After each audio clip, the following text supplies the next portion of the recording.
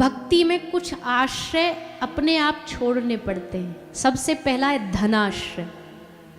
धनाश्रय मतलब ऐसा नहीं कि धन आए ना आए तो वेलकम, ना आए तो भी हरी इच्छा, ऐसा भाव रखकर। और धन आ भी गया, धन की आलोचना नहीं, लेकिन उसके आश्रित नहीं होना। धन आया तो उसको कुछ अपने जीवन के उपयोग में लगाया, कुछ भगवत सेवा के उपयोग में लगाया, साधु सेवा में लगाया, अनाथों की सेवा, ब्राह्मणों की सेवा में, गायों की सेवा में। ऐसा धन आए भी तो इसमें लगाए, इसलिए धनाश्रय छूटा। फिर भगवान के पास जाने के लिए दूसरा आश्रय छोड़ना पड़ता है, जड़ाश्रय। जड़ाश्रय क्या होता है? बुद्धि की जड़ता को छोड़ना पड़ता है। बुद्धि की जड़ता छूटेगी तो कृष्ण से डोरी जुड़ेगी। जड़ाश्रय। तीसरी चीज लिखी है कि धर्माश्रय। बहुत बहुत गंभीर बात है ये, इस बात को सब कोई नहीं समझे। धर्माश्रय, धर्म छोड़ दें। बोले धर्म को छोड़ने का मतलब मेरा एक ही धर्म है, हरि शरणम हरि शरणम हरि शरणम ही केवलम। यही धर्म है एक वैष्णव का, बाकी उसका कोई धर्म। कितना भटकते हैं हम, कभी यहाँ भटके, कभी वहाँ भटके, कभी उससे कुछ चाहा, कभी उससे कुछ मांगा। ये भटकना जब बंद हो जाए, केवल हरि शरणम, एक आश्रय रहे। फिर अगला आश्रय देवाश्रय। देवाश्रय भी छूट जाता है। इस बात को भी समझो, देवाश्रय छूटने का मतलब अन्य देवताओं का अपमान नहीं है, लेकिन वेदांत कहता है जैसे हमारा किसी एक भगवान के प्रति, एक प्रभु के प्रति जब आश्रय हो जाता है, अनन्यता हो जाती है, तब बाकी सारे आश्रय खत्म हो जाते हैं। अब भटकना नहीं पड़ता। एक भैया जड़ में पानी लगाओ तो सारे टहनियों में अपने आप पानी पहुंच जाता है। एक भक्त के लिए उसका आराध्य ही सब कुछ है। उसमें अगर उसकी श्रद्धा हो गई तो 33 कोटि देवी देवता उसमें समाये। उसे भटकना नहीं है। देवाश्रय छूटता है। फिर देहाश्रय। देहा शक्ति जो होती है कि तुम खाओ पियो मौज से रहो, शरीर को अच्छा कपड़ा वस्त्र पहना, लेकिन ये बात पक्की है कि ये एक दिन जाएगा। जाएगा तो उससे पहले इसका उपयोग करके ठाकुर जी की शरणागति कर ले, इसलिए देहाश्रय। फिर ज्ञानाश्रय। ज्ञान का भी मान छोड़ना पड़ता। ज्ञानाश्रय कि भैया हम तो बड़े ज्ञानी, 2 माला हम कर लेते ना तो हमको लगता दुनिया के सबसे बड़े भक्त का अवार्ड हमें ही मिल जाए, हम ही सबसे बड़े भजनानंदी है। बुरा नहीं मानिएगा, पर माला करने वाला माला न करने वाले के नाक में दम दे के रखता। रखो, उसे प्रेरित करो, पर वो नहीं करता और मैं बहुत बड़ा धर्मात्मा हूं, ये गलत फहमी न पालना, ये अभिमान न पालना। क्योंकि बुराई से ज्यादा अभिमान अच्छाई का होता है। अच्छाई का अभिमान ज्यादा खतरनाक होता है। भजन का अभिमान ज्यादा खतरनाक है। अच्छे अच्छे लोगों को भजन का अभिमान लुढ़का देता है। इसलिए ज्ञानाश्रय नहीं कि हमारा कोई ज्ञान नहीं भगवान के। ये सब जब ज्ञान छूट, ये सब जब आश्रय छूटते तब एक आश्रय बचता है। क्या? कृष्णाश्रय। अब कृष्ण के आश्रित हो गए। अब सौंप दिया इस जीवन का सब भार तुम्हारे हाथों में, है जीत तुम्हारे हाथों में। हारे भी तो भी तेरे, जीते तो भी तेरे, चित्त भी ते हमारी, पट्ट भी हमारी।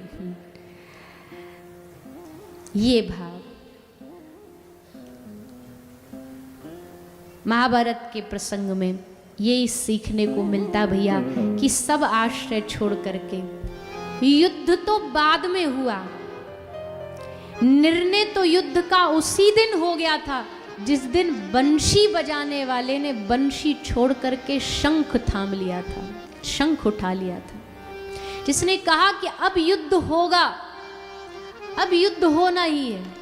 अर्जुन तू तैयार हो जा, कमर कस ले, अपने क्षत्रिय धर्म का पालन कर।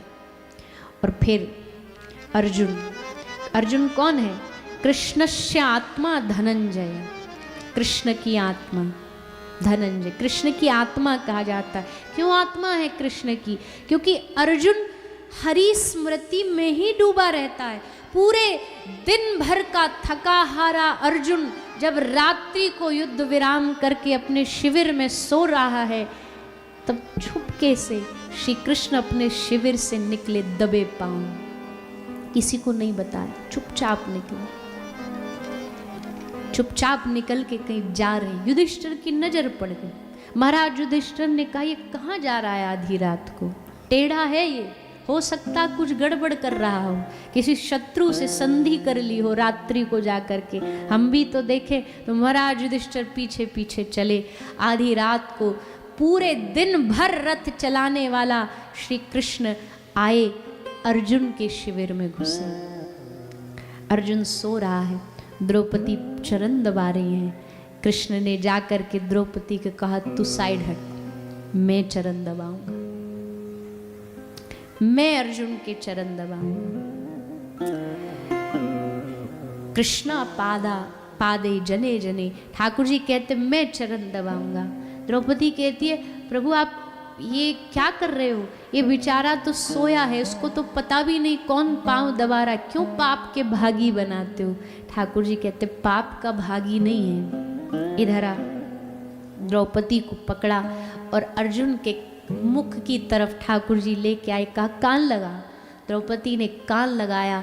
दिन भर युद्ध में शरीर जिसका चूर चूर हो गया हो, गहरी नींद में भी जो सो रहा हो, और सोते सोते भी जब कान लगाया तो उसके मुख से आवाज आ रही थी कृष्ण कृष्ण कृष्ण। ठाकुर जी ने कहा द्रौपदी क्या इसके चरण में न दबाऊं? इसका इतना मुझे मेरे प्रति विश्वास, क्या इसके चरण दबाने से मुझे कोई अपराध, इसको कोई अपराध लगेगा? ना, ऐसे भक्त के तो मैं चरण धो के पी सकता हूं।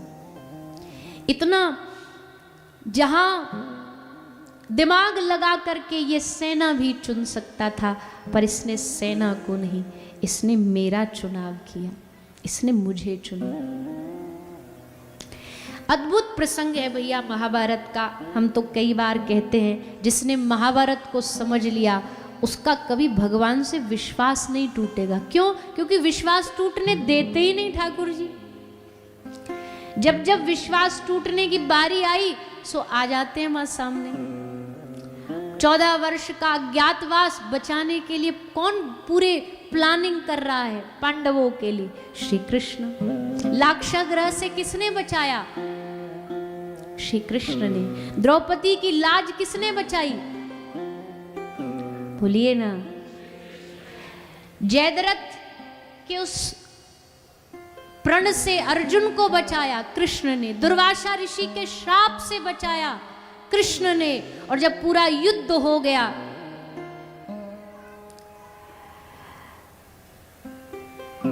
जिनको खाटू श्याम के नाम से जाना जाता है, उनसे जब पूछा गया कि तुमने युद्ध, तुम्हारे मुखमंडल ने युद्ध देखा, क्या देखा तुमने? बोले सब ऐसे ही हाथ पांव मार रहे थे, ऐसे ही तलवार चला रहे थे। असल में तो सुदर्शन चक्र था जो जा करके सब काम अपनी ड्यूटी निभा रहा था। ये तो सब नाटक ऐसे ही कर रहे थे। महाभारत का मूल ही श्री कृष्ण है, महाभारत का विश्वास ही श्री कृष्ण है, द्रौपदी का भरोसा ही कृष्ण है, कुंती माता का प्रेम ही श्री कृष्ण है, उत्तरा का समर्पण पाहि पाहि महायोगिन देव देव जगतपते नान्यम त्वद्भयं पश्ये यत्र मृत्यु परस्परम।